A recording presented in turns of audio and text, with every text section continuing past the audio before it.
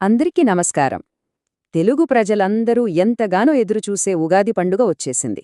సరే, ఈరోజు మనందరి పండుగైన ఉగాది వెనుక ఉన్న కథలు, సంప్రదాయాల గురించి కాస్త వివరంగా మాట్లాడుకుందాం. కాని ఎప్పుడైనా గమనించారా, ఇంత సంతోషంగా మొదలవ్వాల్సిన కొత్త సంవత్సరం మొట్టమొదట చేదు రుచితో ఎందుకు స్టార్టవుతుంది? ఆశ్చర్యంగా ఉంది కదా. రండి, ఈ ఆసక్తికరమైన ప్రశ్నకు సమాధానమేంటో కలిసి తెలుసుకుందాం. అయితే ఆ ప్రశ్నకు సమాధానం వెతికే ముందు అసలు ఉగాది పండుగ ప్రత్యేకత ఏంటో అర్థం చేసుకుందాం. ఇది కేవలం క్యాలెండర్లో తేదీ మారడం కాదు, తెలుగువాళ్లందరికీ ఇది ఒక సరికొత్త ఆరంభానికి, కొత్త ఆశలకు ప్రతీక. మరి ఈ పండుగని ఒక కొత్త శకానికి ఆరంభమని ఎందుకంటారు? అసలా పేరు ఎలా వచ్చింది? ఆ తేదీ వెనుక ఉన్న అసలు కథేంటో ఇప్పుడు చూద్దాం. చూడండి, ఉగాది అనే పదంలోనే దాని మొత్తం అర్థం దాగుంది. ఇది సంస్కృతంలోని యుగాది అనే పదం నుండి వచ్చిందన్నమాట. యుగ అంటే ఒక శకం, ఒక ఎర. ఇక ఆది అంటే ప్రారంభం. సో సింపుల్గా చెప్పాలంటే ఒక కొత్త శకానికి ఆరంభం. అదే ఉగాది. మనం రోజూ చూసే క్యాలెండర్లా కాకుండా ఉగాది పండుగని చాంద్రమానం ప్రకారం జరుపుకుంటారు.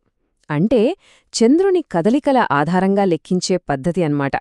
అందుకే ప్రతి సంవత్సరం వసంత ఋతువులో వచ్చే చైత్రమాసం మొదటి రోజునే ఈ కొత్త సంవత్సరం మొదలవుతుంది.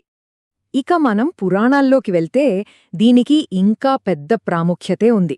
సాక్షాత్తు సృష్టికర్త అయిన బ్రహ్మదేవుడే సరిగ్గా ఇదే రోజున ఈ విశ్వాన్ని సృష్టించడం ప్రారంభించారని మన నమ్మకం. అంటే ఇది కేవలం కొత్త సంవత్సరం మాత్రమే కాదు, అసలు సృష్టి మొదలైన రోజు కూడా. ఎంత గొప్ప విషయం కదా. ఇంతటి ప్రాముఖ్యత ఉన్న కొత్త సంవత్సరానికి స్వాగతం కూడా అంతే ఘనంగా ఉండాలి కదా.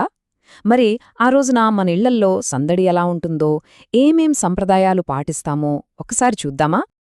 పండుగ రోజున ప్రతి ఇల్లు కొత్తగా మెరిసిపోతుంది. ఇళ్లంతా శుభ్రం చేసి గుమ్మాలకి పచ్చని మామిడి తోరణాలు కడతారు. ఆ తర్వాత పండితులు చెప్పే కొత్త సంవత్సర పంచాంగాన్ని, అంటే ఆ ఏడు మన భవిష్యత్తు ఎలా ఉండబోతుందో శ్రద్ధగా వింటారు. కాని వీటన్నింటికన్నా ముఖ్యమైనది ఉగాదికి అసలైన స్పెషాలిటీ, మన ఉగాది పచ్చడి. నిజం చెప్పాలంటే ఉగాది పండుగకు ఆత్మలాంటిది ఈ ఉగాది పచ్చడి. చూడ్డానికిది కేవలం ఒక వంటకంలా అనిపించవచ్చు, కాని దీని వెనుక జీవితానికి సరిపడా ఒక గొప్ప ఫిలాసఫీ, ఒక సందేశం దాగియుంది. ఈ పచ్చడి ప్రత్యేకత అంతా ఒకే ఒక నెంబర్ చుట్టూ తిరుగుతుంది. అదే 6. ఇందులో కలిపే 6 రకాల పదార్థాలు, 6 విభిన్న రుచులు మన జీవితంలోని 6 రకాల అనుభవాలకు ప్రతీకలుగా నిలుస్తాయి. ఈ రుచులు జీవితాన్ని ఎంత అద్భుతంగా వివరిస్తాయో చూడండి. ముందుగా వేపపూల చేదు, ఇది మనం ఎదుర్కొనే కష్టాలకు ప్రతీక. తరువాత బెల్లం తీపి, మన జీవితంలోకి వచ్చే సంతోషాన్ని సూచిస్తుంది. ఇక చింతపండు పులుపు, పచ్చి మామిడి వగరు, ఇవి మన జీవితంలో ఊహించని మలుపులను, కొత్త అనుభూతులను సూచిస్తాయి. ఆ తరువాత మిరపకారం, ఇది కోపాన్ని, ఆవేశాన్ని చూపిస్తే. చివరిగా ఉప్పు, జీవితంలో ఉండాల్సిన ఉత్సాహాన్ని, ఆసక్తిని గుర్తుచేస్తుంది. అంటే ఈ ఉగాది పచ్చడి ఒక్కటే రాబోయే సంవత్సరానికి మనకొక గొప్ప పాఠాన్ని నేర్పుతోందన్నమాట. అదేంటంటే జీవితమనేది ఒకే రుచితో ఉండదు, అది అన్ని అనుభవాల సమ్మేళనం అని గుర్తుచేస్తోంది.